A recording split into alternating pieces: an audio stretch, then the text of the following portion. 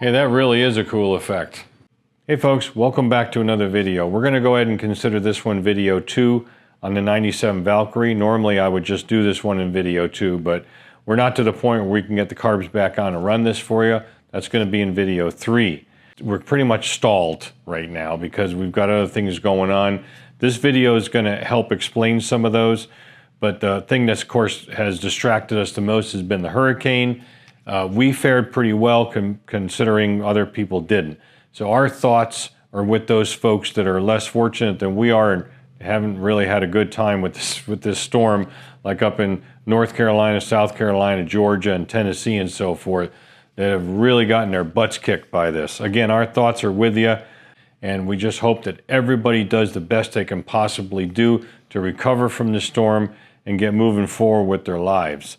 Now, as far as this video goes, a little different format, and I hope you don't mind if I read off some notes here, because I just have been filming here and there as I had opportunity, and we're going to kind of put it together in this video in 2 separate sections, in fact.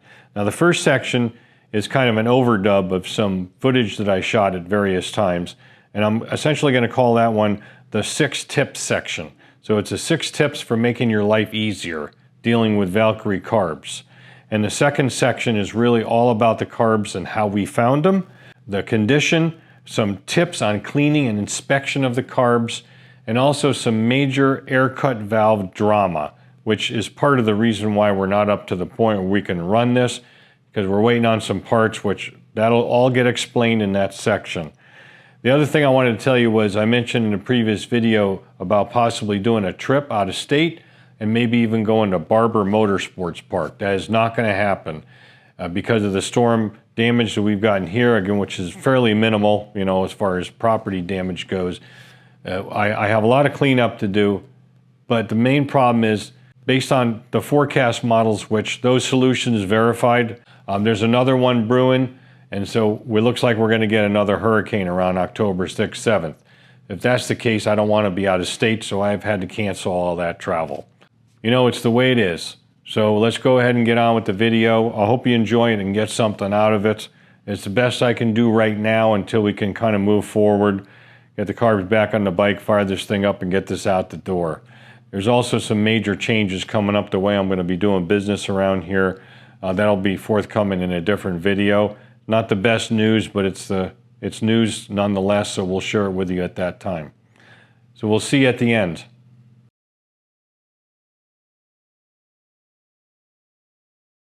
Valkyrie 6-cylinder carbs look intimidating, but they really aren't.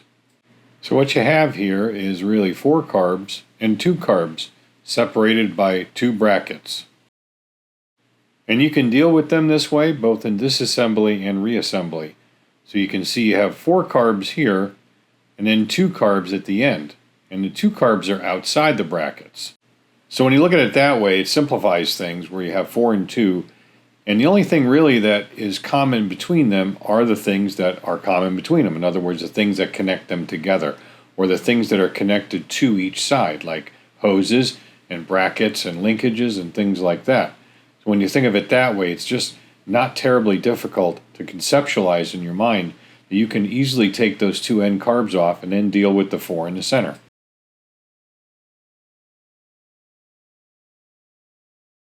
There's nothing wrong with marking pieces that you're about to take off. Make sure you have correct orientation and also taking photographs, especially like fuel lines and things like that if you're going to reuse them, because on these, one side is longer than the other, so you want to maintain orientation.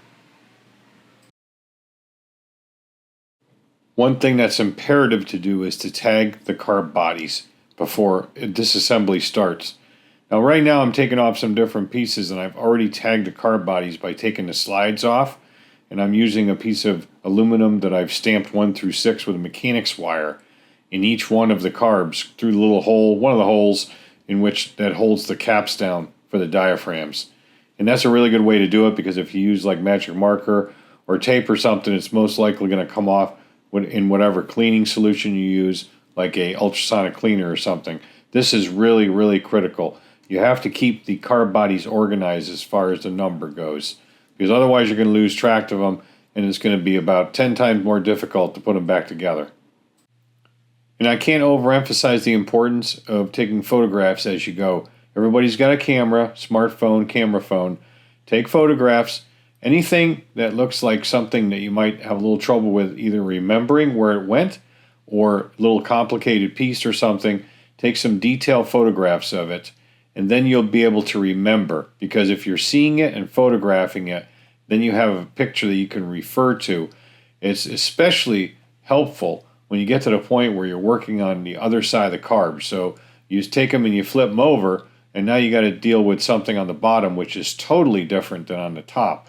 So if you have photographs that kind of reference the two relationships between the top and the bottom, that can help you out immensely.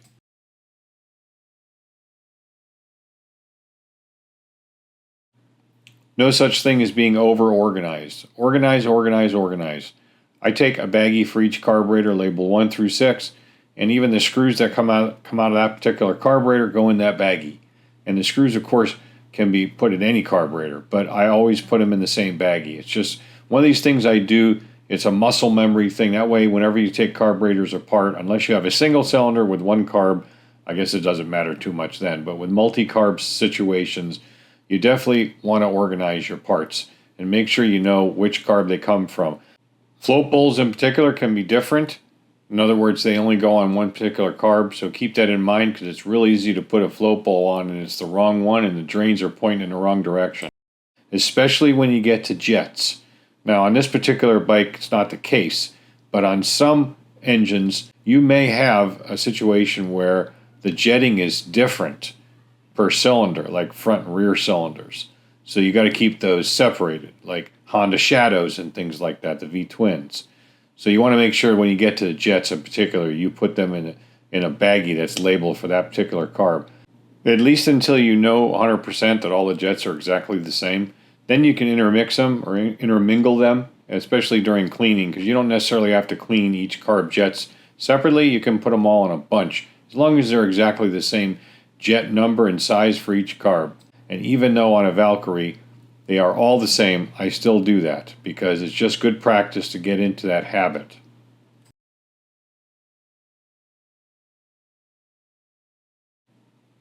Things that are common to both sides of the carbs on a Valkyrie rack, they need to be organized too. You can mark each side of things that come off, like for example, the 135 side or the 246 side. The things that are common are like the enricher cable and the linkage that goes between the two sides. The linkage goes between number 3 and number 4. And you have to make sure that you organize those because it's really easy to try to put them back on backwards. Especially that linkage because it's got small little bearings. You get a little bit too freaky with that and you can damage the bearings. So it's just one of these things that common things like little brackets and the things that pull all the enrichers together on each side, they all have their little idiosyncrasies in regards to the screws and little plastic washers and things like that that go in there. And you want to make sure that those are all very well organized. Otherwise, you're going to lose them or you're going to lose orientation to which the location is that they go. So you can mark those individually, just write on them, and then you can figure out very easily upon reassembly where those go. So the things that are common between both sides, again, are very important to stay organized.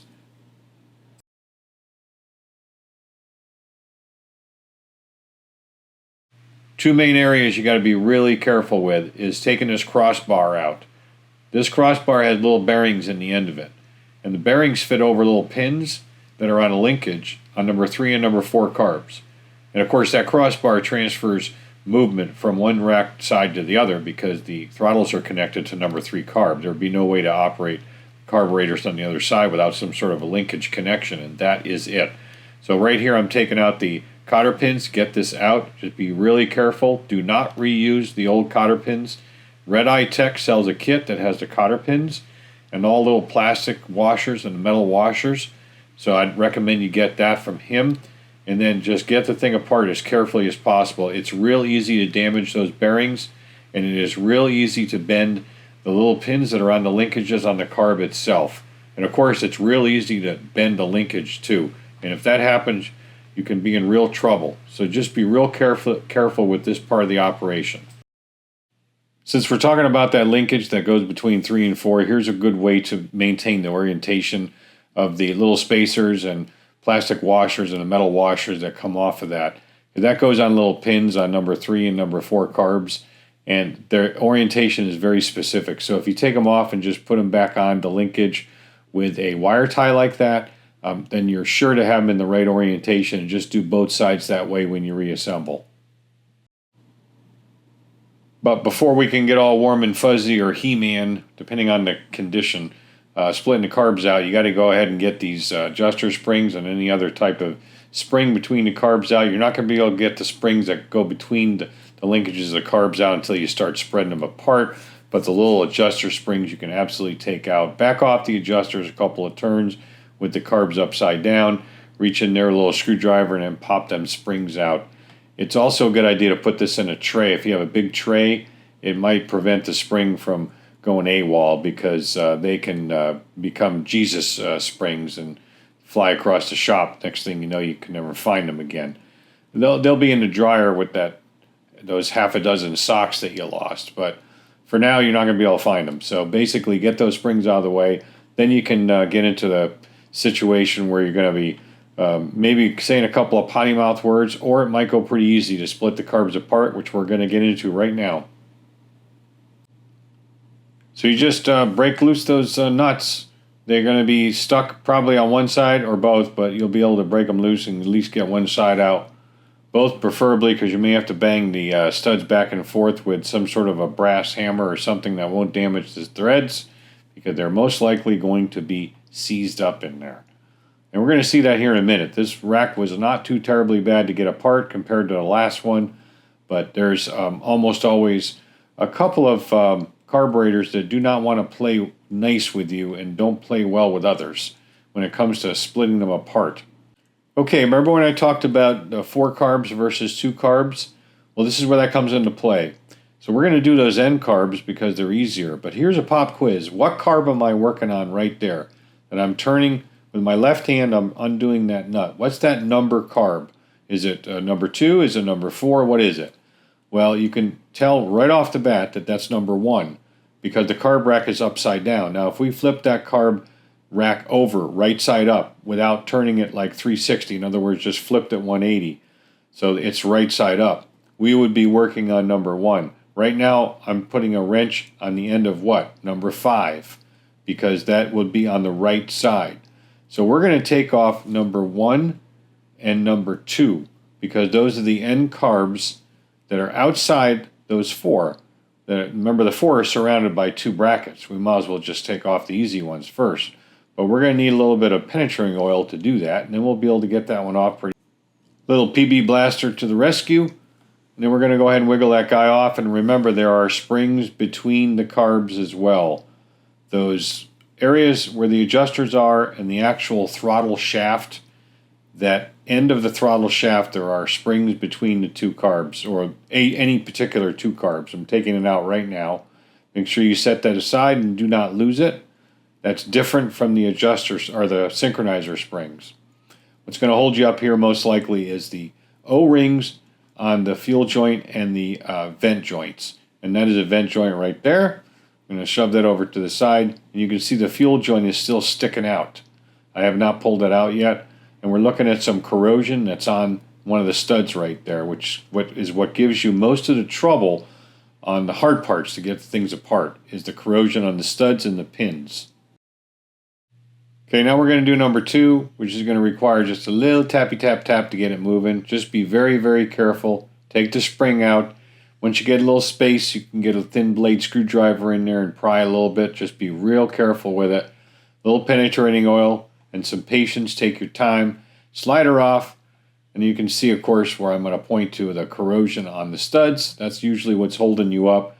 And again, the O-rings that kind of get petrified and stuck inside the bores in which they go in the neighboring carb, that also holds you up as well for both the fuel and the vent joints. This is a clip taken from a different Valkyrie disassembly carb rack, and if it's really stuck, you can use something like a piece of bar. That's aluminum bar stock with a little mill relief in the end of it, and you'll figure it out. You can just pry between the 2 carb bodies, which is a lot safer.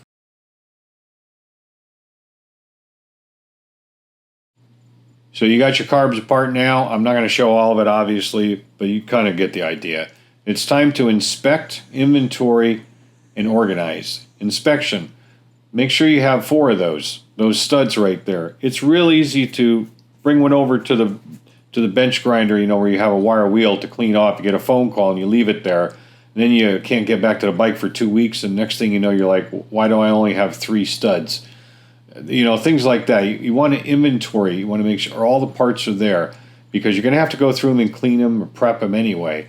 But you don't want to wait till the last minute to make sure, for example, that your fuel joints or fuel tees are cracked or damaged, because it's real easy to miss that when you take them apart. So inspect, organize, inventory. Set everything aside. Make sure that everything's nice and neat in their own little bags, and you have everything labeled, because you may not be able to get back to this bike or that job immediately.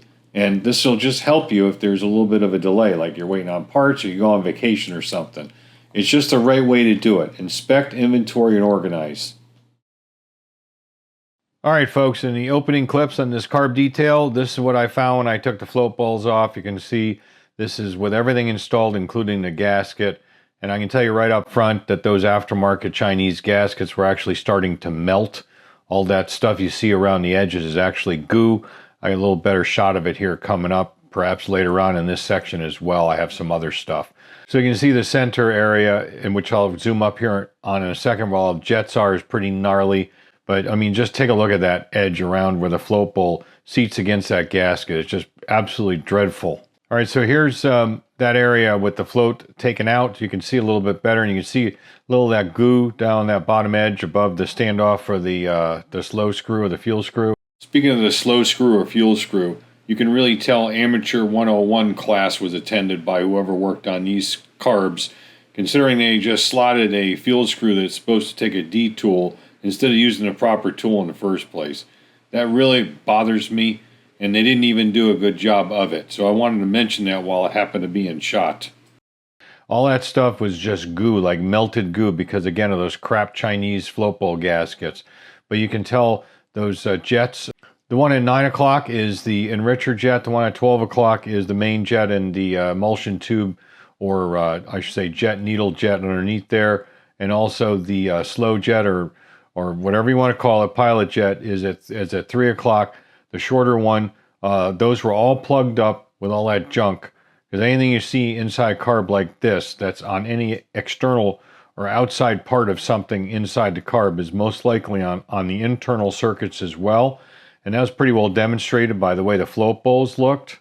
You can see the float bowls are pretty gnarly, and you can also see that around that edge of that gasket surface, again, is pretty bad, which we're going to cover in a little bit more detail here coming up. But take a look at the crud at the bottom of those float bowls.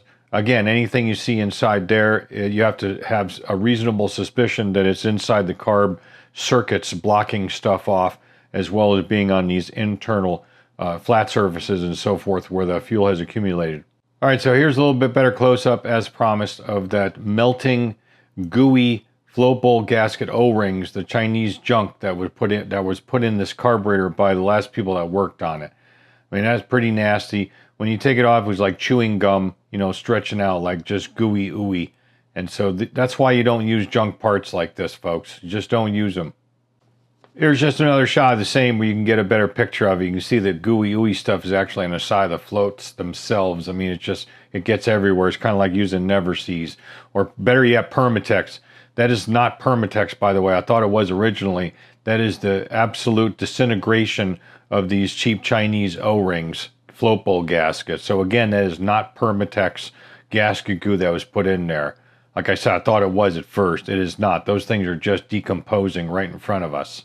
All right, folks, you can see clearly in this picture that these float bowl gasket surfaces, in regards to where the O-ring gaskets go, were not cleaned properly by the last people that did this carb job. Obviously, that was not something that came from those gunky Chinese junk gaskets. That is that red glue that Honda like to use, or Honda and Cayenne, I guess.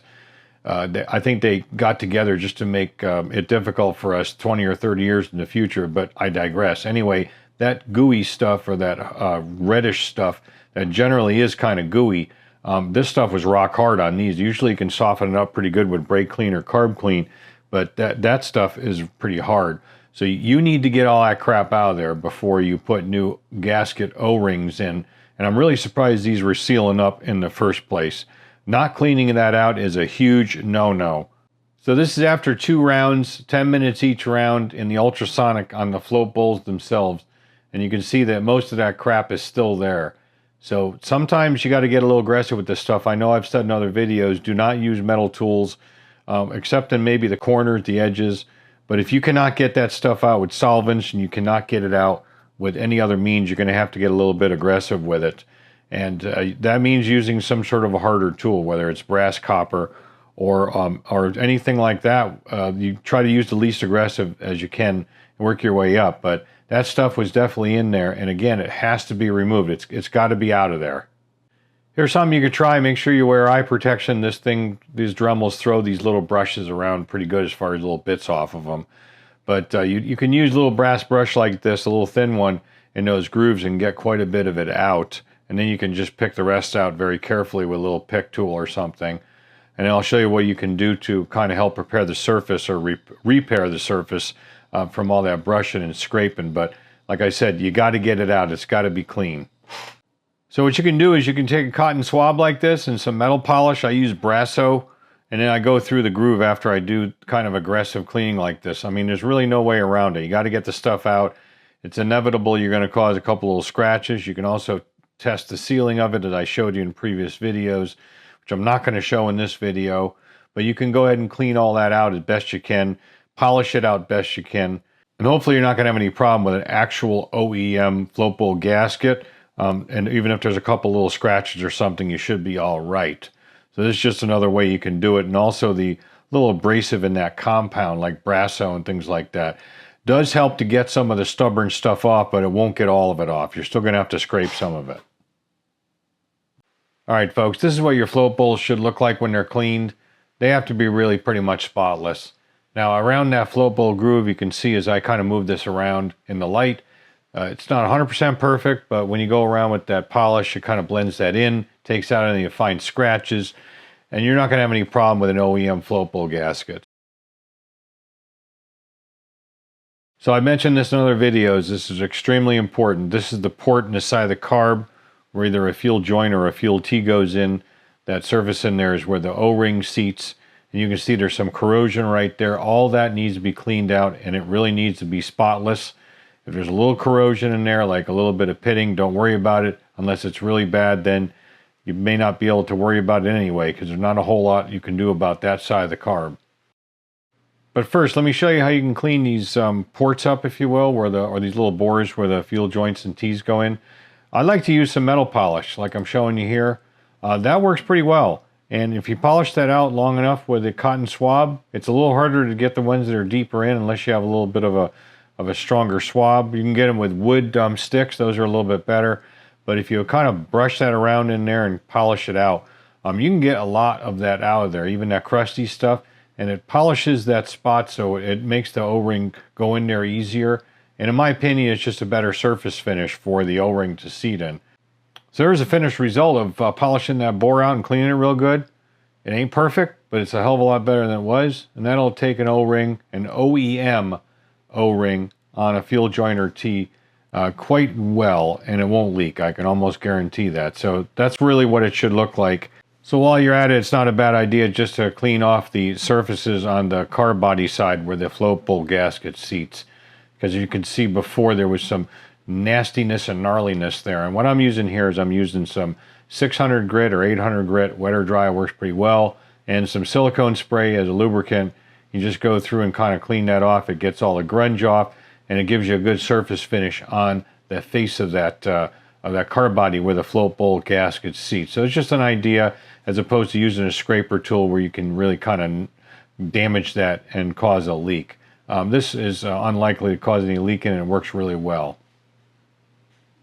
What I'm showing in this clip is blowing through the various circuits with cleaner so you can actually see that they are open. That includes all the air jets from the backside of the carb.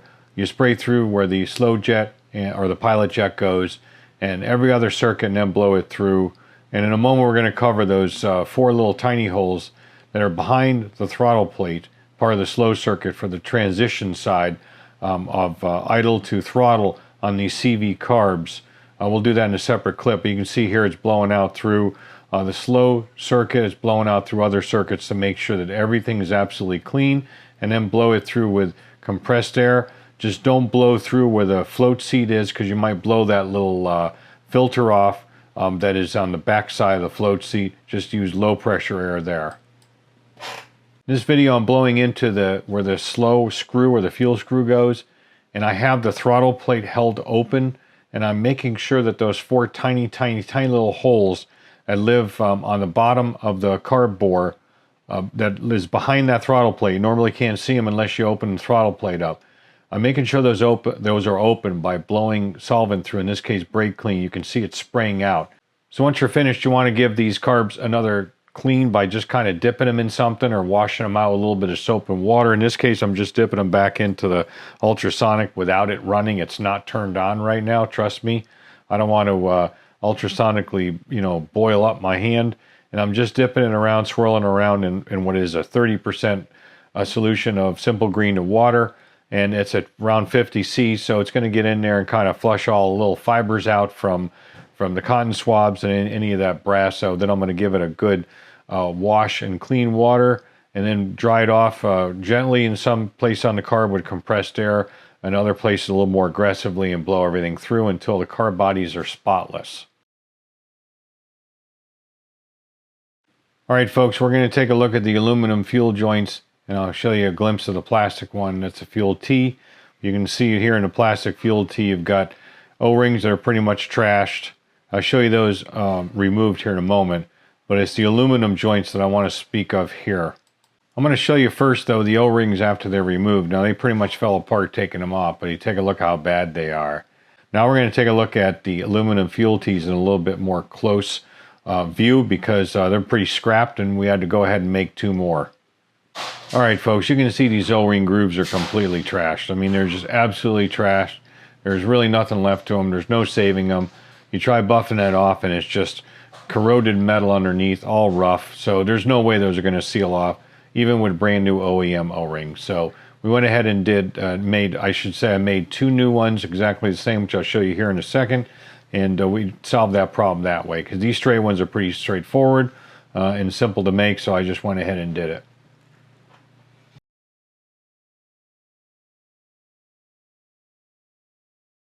All right, folks, we're going to talk air cut valves. Now, I've done deep dives on these suckers in other videos, but in a different way. I've talked about the appropriate way to test them and the appropriate way to install them, and differences in the screws that you use, things like that.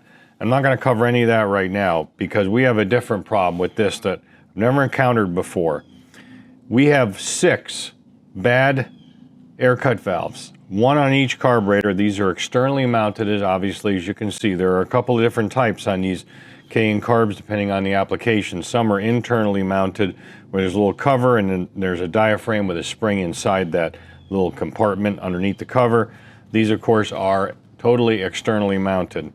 And so let me tell you how I figured this out. Now, when I first took these apart, the first thing I noticed was that on the little jet that goes inside here, like the little part that goes inside there, there's a little, like, I would call it like an air cut jet with 2 O-rings on it. And there's 1 big O-ring that goes on here, but we're talking about that little brass jet type thing. Well, that little brass jet type thing, the O-rings were essentially distorted on most of these carbs. So that cued me in that there was definitely a potential, at least, for some vacuum leaking. But little did I know how bad it was. So keep in mind that these air cut valves are vacuum actuated at this nipple right here. And they're actuated by vacuum that is applied from this nipple right here, which is on the high side, or this port rather, on the high side of the vacuum, so between the butterfly and the engine itself. So it's on the high side, it's on this side.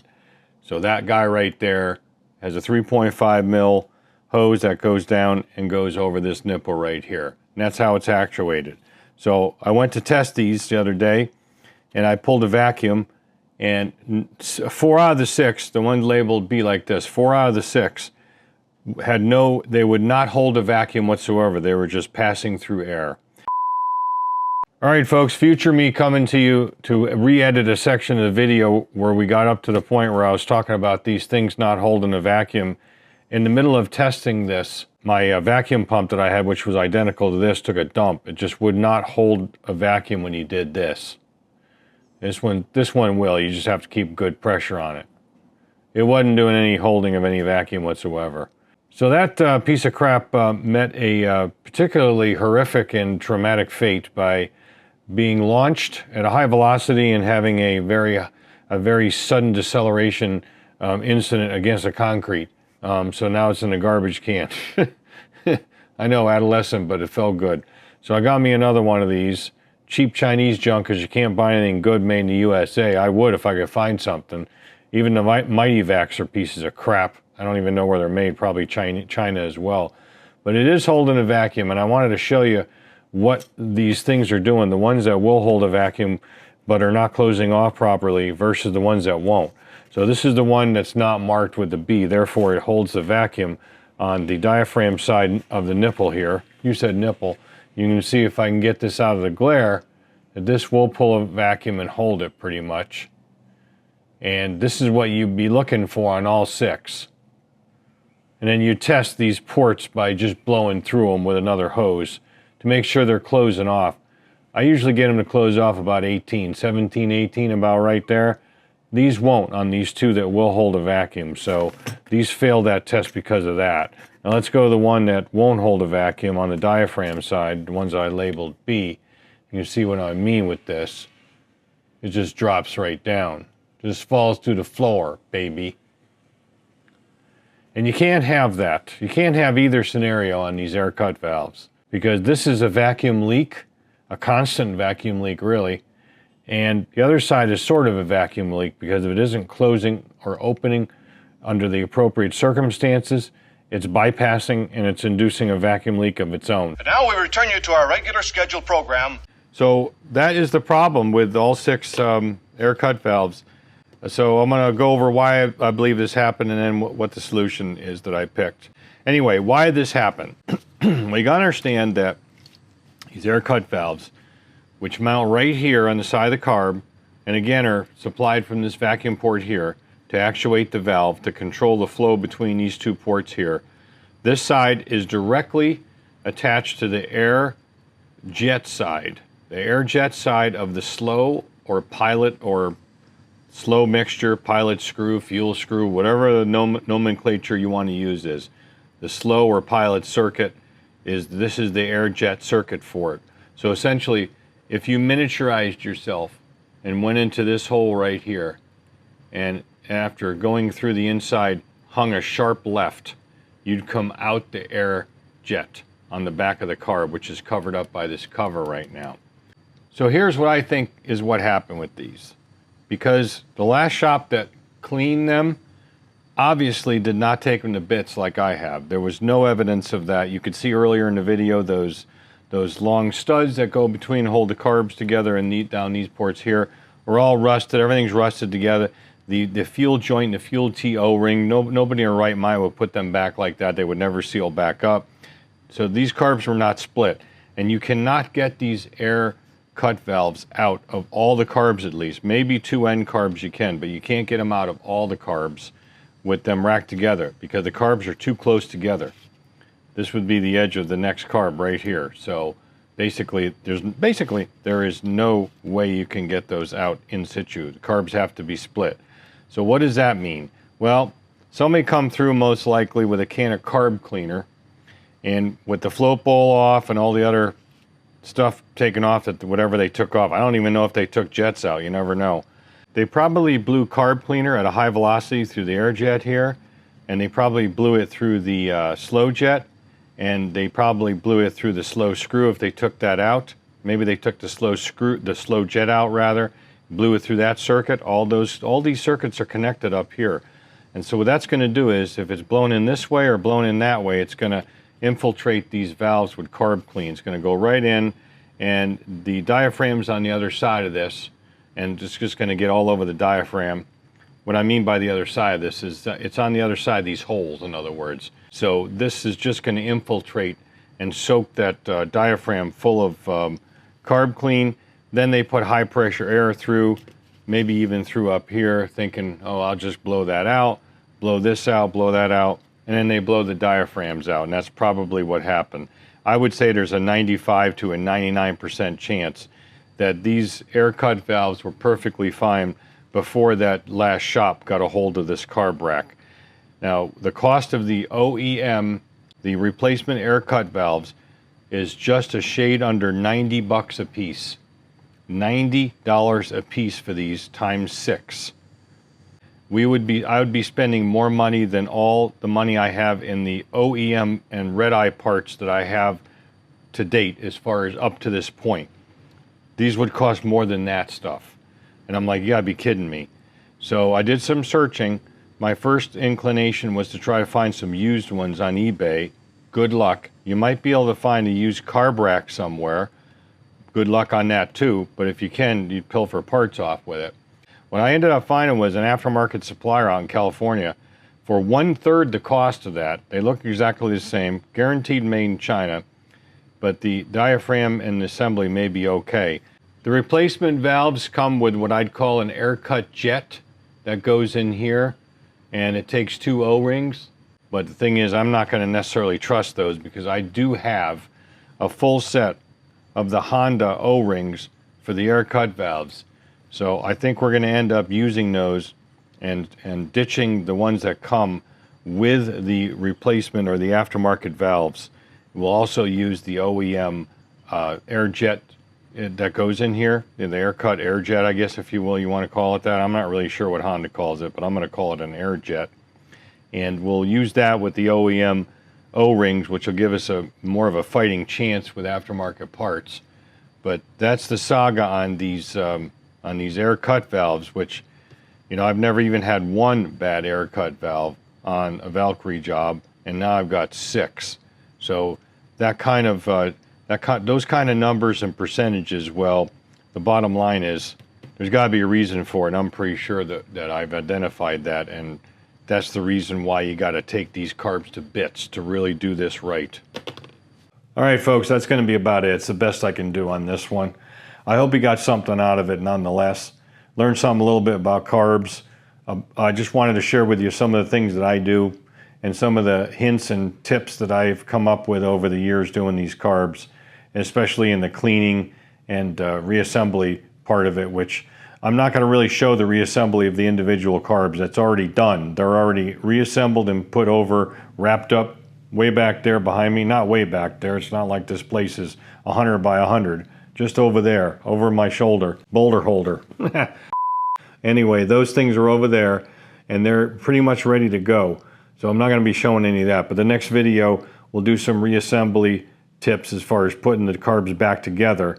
Then we'll get them on the bike and then we'll get this thing running, get this job done, maybe even take a test ride, that sort of thing. So if you want to see that kind of stuff, you got to stick around. Like, share, subscribe, share it with Aunt Tilly. Remember, she loves Valkyries. Then you get notified when I put more crap like this up and other crap, which, by the way, there's more crap coming up. I'm prototyping a new aluminum fuel tee, so I have the drawings for it for a Valkyrie, so I can actually make the joints and the tees for these Valkyrie carb. Why am I pointing that there's no carbs on there? Of a little bit of a different design of a fuel tee, and I'll have that up as a midweek machining video coming up soon, and you'll see what I'm talking about when you see that. But I'm not going to be using them on these carbs because it's not necessary. The main reason why I'm doing it is I use these carbs as as kind of a guinea pig, so I could prototype one that I know that works. So now I have the drawings for both the fuel joints, the straight joints, and a fuel tee if anybody needs them. But there'll be more on that in that particular video. Stick around for that stuff and you won't miss a thing. Thanks for watching as always. Don't just repair, restore. We'll see you on the next video.